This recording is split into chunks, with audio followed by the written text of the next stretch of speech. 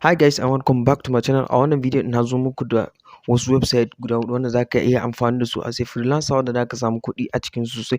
Wanda duk wani hanyar da kuka ga na kawo muku na samun kuɗi a wannan channel ɗin already na yi trying ɗinsa, na gwada shi kuma ya bani abin da nake so sa. Don haka na ce ni ma ya kamata in yi muku sharing waɗannan website ɗin wanda as a freelancer za su yi matuƙar taimaka maka wajen samun kuɗi. So za ka tsaya ka kalli wannan bidiyon tun daga farko har ƙarshe, amma kafin nan kar ka manta da subscribe, like and share.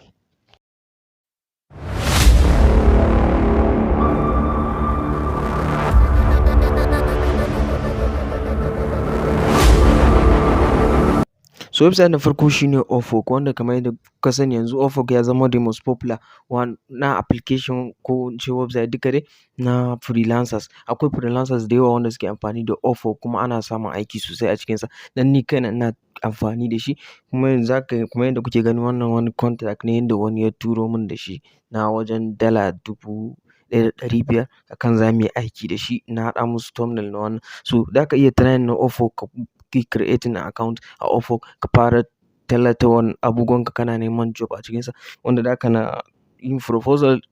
Yawan wannan ɗinka za ka ga ka samu client, ka masa aiki kuma ka samu kuɗi sosai a cikinsa.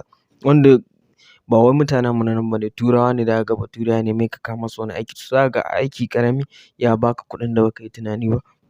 So sai website na gaba kuma shine FIVERR, wanda na san da yawan ku wasu za su san FIVERR wasu ba za su san shi ba. So FIVERR dai kusan zan ce muku shine yanzu number one website na freelancer. Duka waɗannan suna da application su, za ka iya ɗauko ko application ɗinsu ko kuma ka je ta cikin website ɗinsu. So FIVERR ya kasance kusan shine number one wanda akwai freelancers da yawa a cikin UPWORK. So za ka iya zuwa kai creating na account a website ɗinsu, kai searching fiverr.com, ka je kai creating na account, ka saita account wannan ɗinka, ka fara samun kuɗi da FIVERR. So sai website na gaba kuma shine freelancers.com, wanda wannan website ɗin bai kai sauran sanuwa su, bai kai UPWORK da FIVERR sanuwa ba. So kaga kenan idan ka je kai creating na account ɗinka, kaga zai kasance ba ku da yawa, so za ka ga kuna samun job akai akai sabida ƙarancin ku a wannan website ɗin.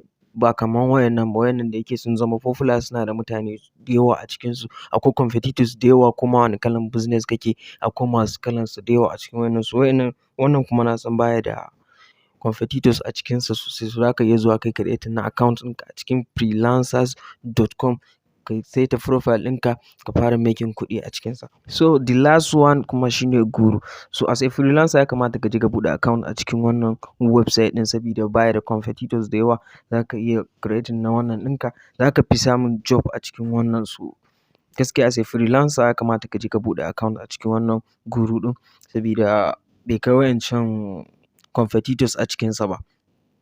So duka waɗannan website da na jero muku don ajiye muku link ɗinsu a ƙasan wannan bidiyon. Idan kuma akwai wanda kake so ka buɗe account a cikinsa as a Nigerian, za ka iya zuwa cikin channel na What is on Tech, za ka duba akwai kowanne na yi bidiyo yanda ake creating account a cikinsa da yanda za ka yi verify. So za ka iya zuwa ka kalli wannan bidiyon ka fara aiki da shi. Kar ku manta da subscribe, like and share.